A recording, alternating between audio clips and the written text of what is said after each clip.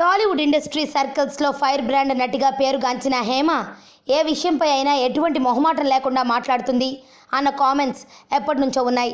ఈ మధ్యకాలంలో సినిమా అవకాశాలు బాగా తగ్గిన హేమ రాజకీయాల్లో రాణించాలని తన వంతు ప్రయత్నాలు చేస్తోంది. ఈ నేపథ్యంలో హేమ నిన్న ఒక ప్రముఖ న్యూస్ ఛానల్కి ఇచ్చిన ఇంటర్వ్యూలో టాలీవుడ్ ఇండస్ట్రీని షేక్ చేస్తున్న డ్రగ్స్ వ్యవహారం పైన, అదేవిధంగా కోస్తా జిల్లాల్లో ప్రస్తుతం ఊపు అందుకున్న కాపు ఉద్యమం పైన తన అభిప్రాయాలు వెల్లడిస్తూ మధ్యలో పవన్ కళ్యాణ్ ప్రస్తావన తీసుకువచ్చి అందరికీ షాక్ ఇచ్చింది.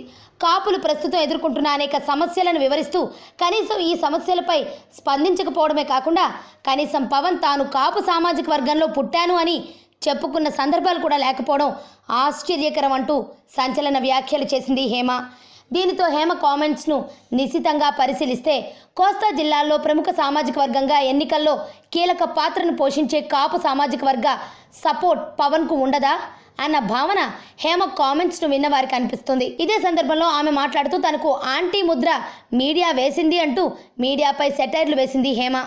అంతేకాదు, తాను కాపు ఉద్యమం లేనప్పుడే రాజకీయాల్లోకి వచ్చానని, అయితే తనపై కేవలం కాపు ముద్ర వేయడం బాధాకరం అంటూ, అయితే తాను కాపు కుటుంబంలో పుట్టాను అని గర్వంగా చెప్పుకుంటానని కామెంట్స్ చేసింది హేమ. ఇప్పుడు ప్రపంచమంతా డబ్బు, సెక్స్ చుట్టూ తిరుగుతోంది అంటూ ఫిలిం ఇండస్ట్రీలోనే కాదు ఆడ మగ ఉన్న అన్ని చోట్ల ఆ రెండింటి గురించే చర్చలు జరుగుతున్నాయంటూ ఆసక్తికర కామెంట్స్ చేసింది. ఇక డ్రగ్స్ కేసు గురించి మాట్లాడుతూ తప్పు ఎవరు చేసినా ఎక్కడ చేసినా అది తప్పు మాత్రమే అంటూ సోషల్ మీడియాలో స్త్రీలపై అశ్లీల పదాలతో కామెంట్స్ చేసేవారిని తీవ్రంగా శిక్షించాలి అంటూ కామెంట్స్ చేసింది హేమ. ఈమె ఈ ఇంటర్వ్యూలో అనేక విషయాలపై కామెంట్స్ చేసినా ఎప్పుడూ తన సామాజిక వర్గ ప్రస్తావన తీసుకురాని పవన్ కళ్యాణ్ను టార్గెట్ చేస్తూ ఎందుకు హేమ కామెంట్స్ చేసింది అన్న విషయమై చాలా మంది విశ్లేషకులు ఆశ్చర్యాన్ని వ్యక్తపరుస్తున్నారు.